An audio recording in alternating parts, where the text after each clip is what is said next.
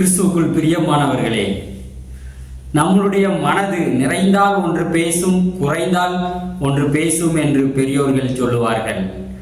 ஆம், நம்முடைய சூழ்நிலைக்கு தக்க நாம் செயல்படுகிறோம் என்பதை தான் அது குறிக்கிறது. ஒருவேளை யோசித்து பாருங்கள், நம்முடைய வாழ்க்கை மிகவும் மகிழ்ச்சியான நேரத்தில் நாம் ஏதாவது தவறு நடந்தால் கூட அதை அதிகமாய் நாம் பொருட்படுத்த மாட்டோம்.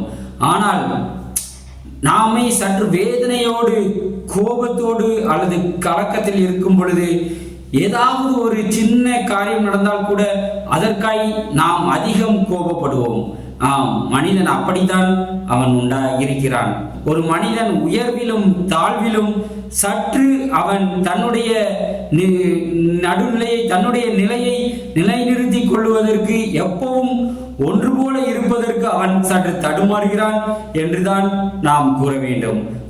தேவனுடைய இருதயத்திற்கு பிரியமான தாவீது எப்படி வாழ்ந்தார், அவருடைய தாழ்விலும் அவருடைய உயர்விலும் அவர் எப்படி நடந்து கொண்டார் என்று நாம் பார்த்தோம் என்று சொன்னால், நமக்கும் அந்த உயர்வும் தாழ்வும் எப்படியாய் ஒரு மனிதனை மாற்றுகிறது என்பதை நம்மால் அறிந்து கொள்ள முடியும். அதன் மூலம் நாம் நம்மை கவனமாய் பார்த்து கொள்ள முடியும்.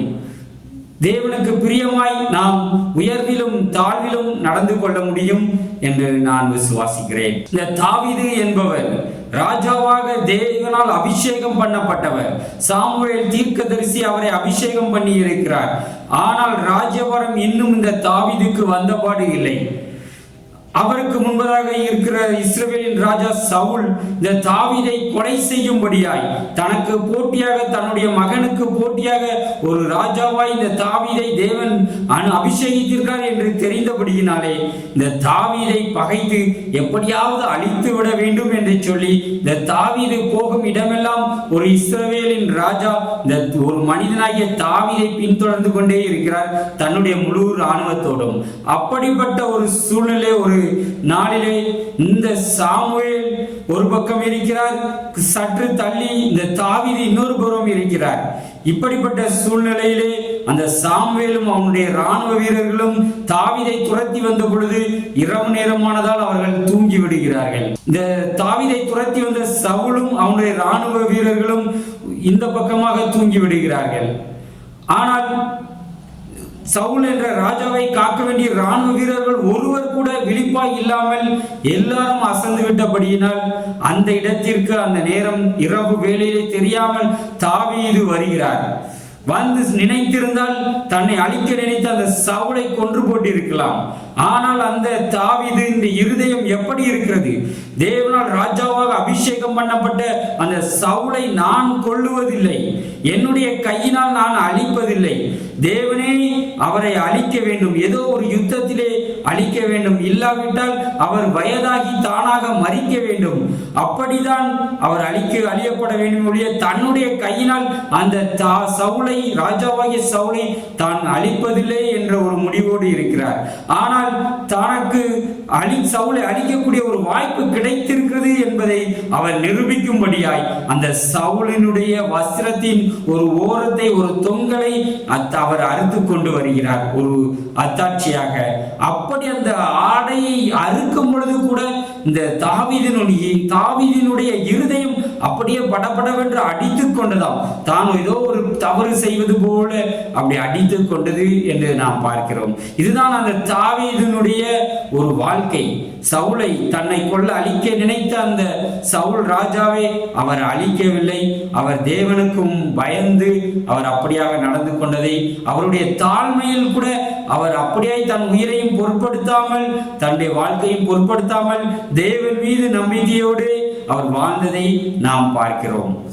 ஆனால் அதே தாவீது ஒரு கட்டத்தில் அவர் ராஜாவாக அவர் மாறிவிடுகிறார். சவுல் மரித்து விடுகிறார். முழு இஸ்ரவேலுக்கும் தேவன் கூறியபடியே, அபிஷேகித்தபடியே அவரை ராஜாவாக வைத்திருக்கிறார். ஒரு அரண்மனையிலே அவர் இருக்கிறார். அப்படிப்பட்ட சூழ்நிலையிலே அவருக்கு மனைவிகள் உண்டு, குழந்தைகள் உண்டு. ஆனால் அப்படிப்பட்ட சூழ்நிலையிலே ஒரு நாள் தாவீது ராஜா தனது வீட்டின் மாடியில் இருக்கும் பொழுது அந்த தேசத்திலே குளிக்க சென்ற ஒரு பெண், மிகவும் அழகான ஒரு பெண்ணை அவர் பார்த்து அவர் ஆசைப்படுகிறார். அவர் இச்சை கொள்ளுகிறார், மோகம் கொள்ளுகிறார். அவர் உடனே தனது வேலையாட்களை அனுப்பி அந்த பெண் யார் என்று விசாரிக்கிறார்கள். அந்த பெண் யார் என்று சொன்னால் தாவீதுடைய படையிலே வேலை பார்க்கிற ஒரு இராணுவ வீரராக அவர் இருக்கிறார். ஆனாலும் அந்த பெண்ணை அன்று தாவீது ராஜா தனது வீட்டிற்கு அழைத்து, தனது அரண்மனைக்கு அழைத்து அந்த பெண்ணோடு அவர் சேர்கிறார். பிறகு அந்த பெண் தனது வீட்டிற்கு சென்று விட்டாள். ஆனால் ஒரு செய்தியை அவள் சொல்லி அனுப்புகிறாள், உம்மாலே நான் கர்ப்பமாய் இருக்கிறேன் என்று சொல்லி. உடனடியாக தாவீதிற்கு என்ன செய்வது என்று தெரியவில்லை. தான் ஒரு குற்றவாளி ஆகிவிட்டோமே, தண்டிக்கப்பட வேண்டுமே என்று ஒருவேளை அவர் நினைத்திருக்கலாம். ஏனெனில் அவர் சேர்ந்தது ஒரு கன்னி பெண் அல்ல, ஒரு அடுத்தவருடைய மனைவி, ஒரு வேசித்தனம். அடுத்ததாக பார்ப்போம் என்று சொன்னால் அந்த பெண்ணுடைய கணவனை இது நிமித்தமாக அவர் கொலை செய்கிறார். யுத்தத்திலே தானாக அவர் இறந்தது போல அவரை வேண்டுமென்றே கொலை செய்யப்படும்படியாய் அவரை அந்த இடத்திலே நிற்க வைத்து தனது படை தளபதி மூலமாய் அவரை கொன்று போடுகிறார். ஆம், ஒரு கொலை குற்றமும் அவர் அடுத்ததாக செய்கிறார். தனக்கு விசுவாசமாய் இருந்த ஒரு இராணுவ வீரனுடைய மனைவியை எடுத்துக்கொண்டது மாத்திரமல்ல, அவனையே கொலையும் செய்கிறார்.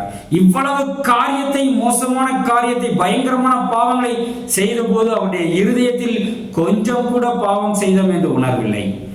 தேவன் நாத்தான் என்ற ஒரு தீர்க்கதரிசியை இதை உணர்த்தும் விதமாக தாவீதுக்கு அனுப்புகிறார். அப்பொழுதுதான் அவருக்கு புத்தி வருகிறது. அந்த நாத்தான் தீர்க்கதரிசி தாவீதை பார்த்து சொல்கிறார், நீயே அந்த பாவி என்று. அப்பொழுதுதான் அந்த தாவீதுக்கு உணர்வு வருகிறது. உடனடியாக தேவனிடத்தில் மன்னிப்பு கேட்கிறார். ஆனால் இதிலிருந்து நாம் என்ன புரிந்து கொள்ள முடிகிறது பிரியமானவர்களே? தாழ்விலே தேவனுக்கு பயந்தவன் உயர்வு வரும் பொழுது அவன் மாறிவிடுகிறான்.